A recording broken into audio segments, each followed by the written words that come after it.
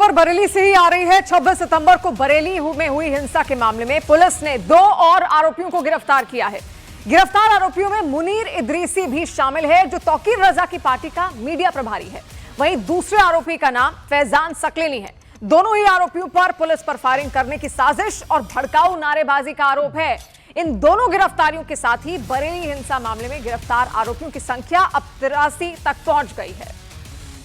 आज 2 और गिरफ्तारियां की गई हैं, तो टोटल जो संख्या है गिरफ्तारियों की वो 83 हो गई है। इसमें 2 महत्वपूर्ण अभियुक्तों को गिरफ्तार किया गया है आज। इनके नाम है मुनीर इदरसी और फैजान सकलेनी। मुनीर इदरसी वह व्यक्ति है जो आईएमसी जो पार्टी मौलाना तौकीर रजा की है, इसका ये कम्युनिकेशंस और मीडिया मैनेजमेंट का ये काम देखता था। और जो पिछले फ्राइडे को मौलाना तौकीर रजा की जो बाइट जो प्रसारित की गई थी वह इसी ने की थी और उसको अलग अलग ग्रुप्स के माध्यम से इसको बाइट को प्रचारित भी इसने किया था, जिसके माध्यम से अधिक भीड़ इस्लामिया ग्राउंड पर बुलाने का इसकी मंशा थी।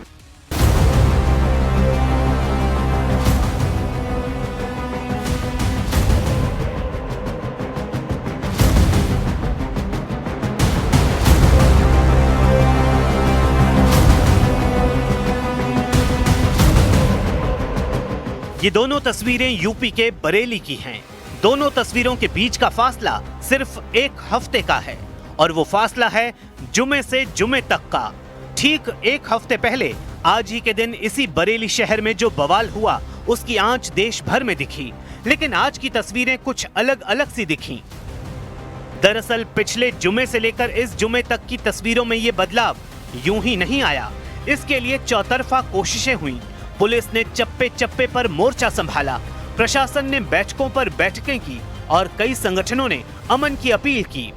कोई भी पॉलिटिकल शख्सियत हो या मजहबी शख्सियत हो या कोई भी संगठन हो, अगर बुलाता है तो कतई उसकी बुलावे पर धरना प्रदर्शन एजिटेशन करने के लिए रोडों पर न उतरें और ना जाएं। जनता से मेरी स्पष्ट ये है कि कोई भी अफवाहों पे ध्यान नहीं दे। कहीं कोई दिक्कत लगती है तो कंट्रोल रूम के नंबर को मिलाकर वो अपनी शंकाओं का समाधान कर सकते हैं और पूरे शहर की या जनपद की शांति व्यवस्था बनाए रखना ये सभी का दायित्व है। सिर्फ पुलिस और प्रशासन का काम नहीं है, सभी का ये काम है। दरअसल 26 सितंबर को पिछले जुमे पर एक बड़ी साजिश को अंजाम दिया गया। लोग मस्जिद पहुंचे तो थे नमाज पढ़ने, लेकिन उनको उकसाने और बरगलाने वाली तौकीर ब्रिगेड ने मोर्चा संभाल लिया। भड़काऊ नारेबाजी हुई, पत्थरबाजी की गई और देखते ही देखते हिंसा और हंगामा होने लगा। शुक्र है कि शहर को सांप्रदायिकता की आग में जलाने की प्लानिंग का पहला चैप्टर खुलते ही पुलिस एक्शन मोड में आ गई और हालात को काबू में कर लिया। अब मौका था साजिश की तह तक पहुंचकर एक्शन लेने का, जिसकी शुरुआत हुई मास्टरमाइंड की गिरफ्तारी से। पुलिस ने तौकीर रजा समेत एक आरोपियों की गिरफ्तारी शुरू कर दी। फरार आरोपियों का एनकाउंटर किया और कोई सीधे पकड़ में आ गया तो किसी को दबिश के जरिए पकड़ा गया। वहीं दूसरी तरफ आरोपियों के अवैध ठिकानों पर बुलडोजर एक्शन किया गया और कई आरोपियों की शिनाख्त का सिलसिला अब भी जारी है।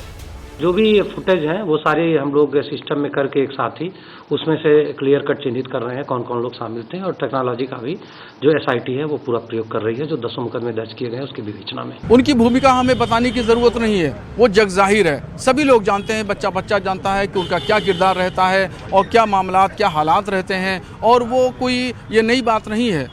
कुछ गुज़श्ता सालों में अगर आप देखेंगे तो न जाने किस तरीके से उन्होंने तमाम हालात को उत्पन्न किया, कशीदगी पैदा की, तो ये तमाम चीज़ें सब जग जाहिर हैं। बहरहाल जो हुआ सो गलत है और अब इस तरह का नहीं होना चाहिए। कुल मिलाकर उस जुमे से इस जुमे के बीच हुई सख्ती और सामंजस्य का ही नतीजा है कि आज शहर की तस्वीरें पिछली बार से बिल्कुल अलग नजर आईं। जुमे के दिन ये चौकसी सिर्फ बरेली में ही नहीं रही, यूपी के अलग शहरों में आज पुलिस और प्रशासन पूरी तरह से मुस्तैद रहा और हर जगह लोगों ने नमाज के बाद अमन का मुजाहिरा पेश किया। बरेली से लेकर लखनऊ तक तस्वीरें कुछ ऐसी ही दिखी। दरअसल बरेली इकलौता शहर नहीं है। आई लव मोहम्मद के नाम पर कानपुर से शुरू हुई अफवाह ने एक के बाद एक देश के कई हिस्सों को अपनी चपेट में लिया और कई जगहों पर तो हिंसा भी हुई। लेकिन आई लव मोहम्मद का ये विवाद है कि थमने का नाम नहीं ले रहा है। एक तरफ कई मुस्लिम संगठन मुसलमानों से बहकावे में नहीं आने की अपील कर रहे हैं, तो वहीं कुछ लोग रह रहकर इसमें सियासी फायदा खोजने का कोई मौका नहीं छोड़ रहे। और उन्हीं में से एक सियासतदान हैं असदुद्दीन ओवैसी, जिन्होंने एक बार फिर आई लव मोहम्मद का राग छेड़ा है। अब हद तो ये हो गया कि इस देश में आई लव मोदी बोल सकते बट आई लव मोहम्मद सल्लल्लाहु अलैहि वसल्लम नहीं बोल सकते।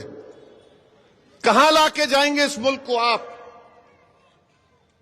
आई लव मोदी बोलो, कोई इतराज नहीं, पोस्टर लगाओ, खुश हो जाएंगे। मीडिया के लोग 10 आके बोलेंगे, अब एक 10 बुरखापोश खवातीन को रखो, एक 3-4 को रखो, दाढ़ी टोपी, देखो ये लोग लेके चल रहे। मगर अगर वही लोग आई लव मोहम्मद सल्लल्लाहु अलैहि वसल्लम बोले, नहीं नहीं नहीं ये ठीक नहीं, क्या करना चाह रहे आप इस देश का? दरअसल कानपुर पुलिस पहले ही साफ कर चुकी है कि मामला आई लव मोहम्मद बोलने का है ही नहीं, बल्कि इस नाम पर हिंसा और अराजकता फैलाने का है। लेकिन सियासत है कि अपने मायने खुद बनाती है। लेकिन सवाल ये है कि इस सियासत के चक्कर की कीमत चुकाता कौन है?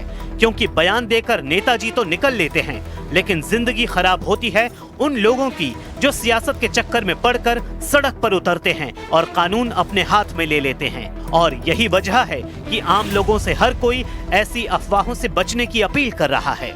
कुछ लोग इस पर जो राजनीति कर रहे हैं, आप अपने नाम पर करें, आप हजरत मोहम्मद सल्लल्लाहु अलैहि वसल्लम के नाम पर अपनी राजनीति न चमकाएं।